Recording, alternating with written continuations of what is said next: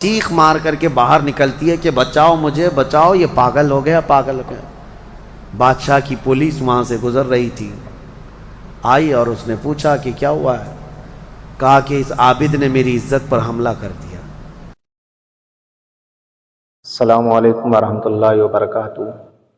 محترم ناظرین، آپ حضرات خیریت و عافیت سے ہوں گے۔ حضرات، آج ہم آپ کے سامنے مفتی سلمان اظہری صاحب کی ایسی تقریر سنوانے والے ہیں کہ جو ہماری زندگی میں ایک ایسا بدلاؤ لائے گی کہ جس سے ہماری دنیا بھی اچھی ہوگی اور ہماری آخرت بھی اچھی ہوگی۔ اس بیان کو سن کر نہ جانے کتنے لوگوں نے توبہ کی، تو اسی لیے میں بھی آپ کو یہ بیان سنوانے والا ہوں کہ اگر ایسا گناہ ہمارے عمل میں ہے تو آج ہی ہم اس گناہ سے توبہ کریں۔ میں ایک بات بتاتا ہوں، پچھلے زمانے کی ایک بات ہے کہ ایک پرہیزگار شخص تھے، متقی تھے بنی اسرائیل میں۔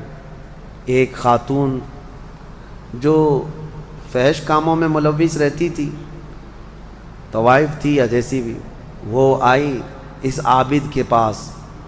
یہ پرہیزگار شخص تھا۔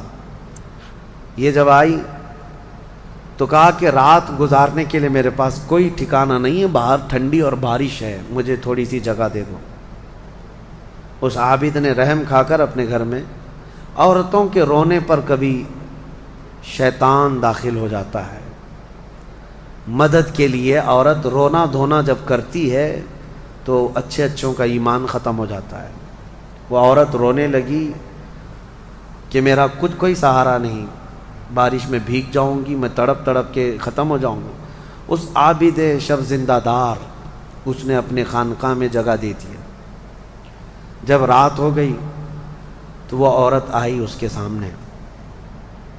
سامنے آئی اور عریانیت کے ساتھ عجیب و غریب حرکتیں کر کے اس کو گناہ پر ابھارنے لگی۔ وہ عابد تنہا تھا، وہ قریب آیا، اس کے بعد پوچھا کیا چاہتی ہے؟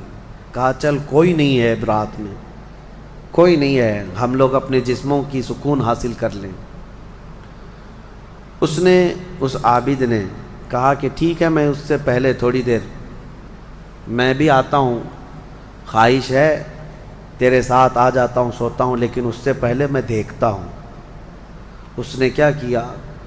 گھر میں جو چراغ جل رہا تھا، بہت اس وقت مشعل جلائے جاتے تھے، کرنٹ تو نہیں، لائٹ نہیں، مشعل جو جلائے جاتے تھے، اس نے وہ مشعل کو قریب کیا، پہلے اس میں اپنی انگلی لگایا تو چمڑی جل گئی، ہاتھ جھٹکنے لگا۔ وہ خاتون تیار کھڑی تھی، پوچھنے لگی کہ کیا کر رہا ہے؟ کہا رک جا، دیکھ رہا ہوں۔ تھوڑی دیر کے بعد دوسری انگلی آگ میں لگایا، چمڑی جل گئی۔ پھر اس کے بعد وہ اسی طرح جلاتا رہا انگلی کو۔ اس خاتون نے پوچھا کہ کیا کر رہے ہو تم؟ اس عابد نے کہا میں دیکھ رہا ہوں، اس آگ کو میں برداشت کر سکتا ہوں تو پھر ٹھیک ہے، میں یہاں مزے بھی کر لوں گا، اس لیے کہ جہنم کی آگ اس سے 70 گنا زیادہ تیز ہے، میں نے سنا ہے۔ دیکھ رہا ہوں کہ یہاں کی آگ میں برداشت کر پاتا ہوں۔ 2 انگلیاں سامنے کیا، 3 انگلیاں کیا، 4 انگلیاں جب مشعل میں لگایا تو پورا چمڑا جل کر کے صرف انگلیوں کی ہڈیاں کالی ہو کر رہ گئیں، ہاتھ پورا چمڑا لٹک گیا، پورا ختم ہو گیا، ہاتھ پورا جلا رہ گیا۔ وہ عورت چیخ مارنے لگ گئی کہ کیا کر رہا ہے، چمڑے کے جلنے کی بو آنے لگ گئی۔ اسی اثنا میں وہ عورت چیخ مار کر کے باہر نکلتی ہے کہ بچاؤ مجھے، بچاؤ، یہ پاگل ہو گیا، پاگل ہو گیا۔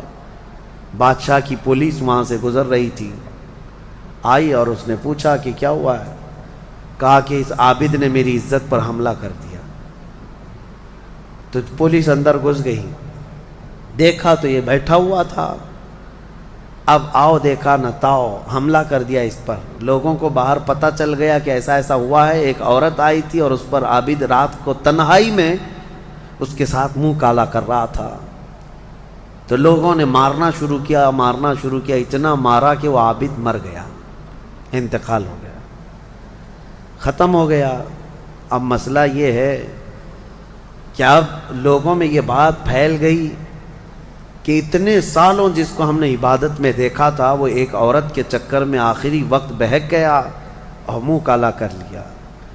اب اس کے بعد اس کو اٹھاتے ہیں، اٹھا کر کے قبرستان میں جب دفن کرنے کے لیے رکھا گیا، قبر میں جیسی ہی رکھتے ہیں اس قبر میں تیز خوشبو بھر چکی ہے، ہر جگہ سے خوشبو کے جھونکے آ رہے ہیں۔ لوگوں نے کہا یہ بدکار آدمی کی قبر میں اتنی خوشبو کہاں سے آ رہی؟ اس کو دفن کر دیا اور یہ بات مشہور ہونے لگ گئی۔ بادشاہ خود بھی آیا، پوچھا یہ کیا مسئلہ کیا ہے؟ تو لوگوں کو جب یہ بات سمجھ میں نہیں آئی تو علماء کو بلایا گیا اور پوچھا گیا کہ کیا مسئلہ ہے؟ کہا گیا کہ یہ بدکار نہیں ہو سکتا، یہ اللہ کی رضا میں انتقال کیا ہے۔ اس خاتون کو پکڑ کر لایا گیا، پوچھا گیا کہ کیا کیا معاملہ ہوا تھا، سچ بتا۔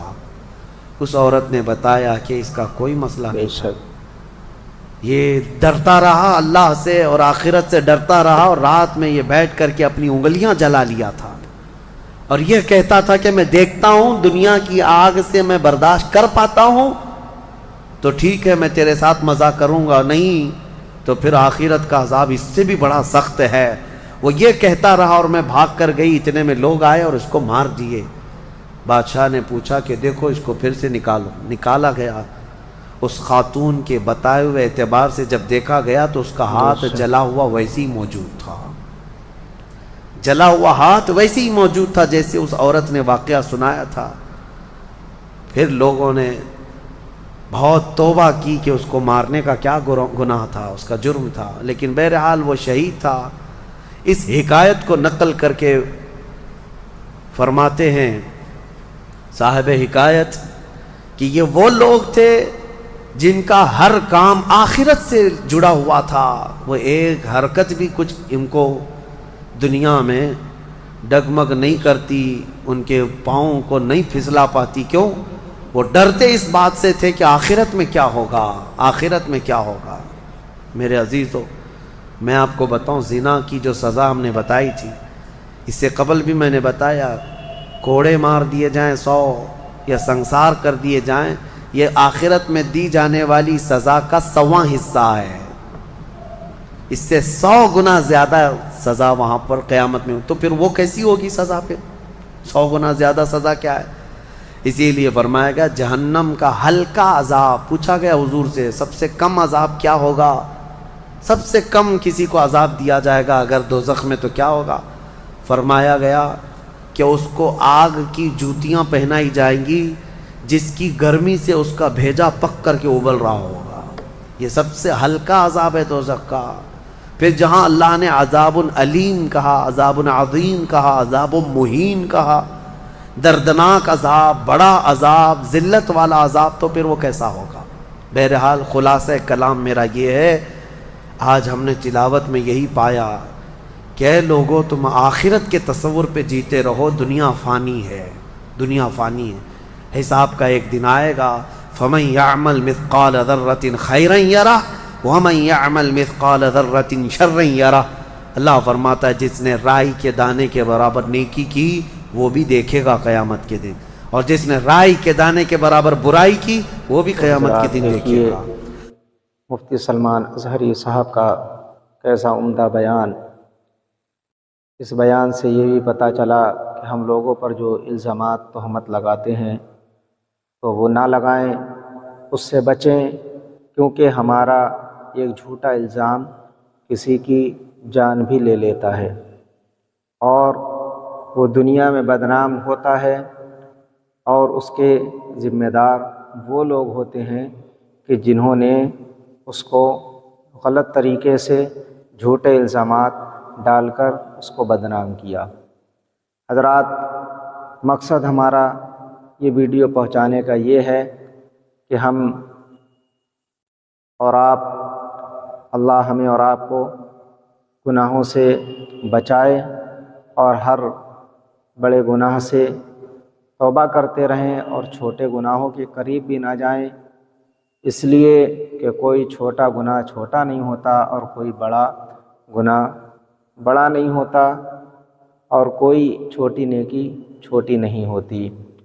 حضرات کہ اللہ رب العزت کبھی چھوٹی نیکی کے ذریعے سے ہماری بخشش فرمائے گا اور کبھی چھوٹے سے گناہ کے ذریعے سے ہمیں اس پر عتاب عطا کرے گا۔ تو ہر وقت ہمارے دل میں خوف خدا ہونا چاہیے، ہر گناہوں سے ہمیں باز رہنا چاہیے، بچنا چاہیے، اپنے آپ کو بچانا چاہیے۔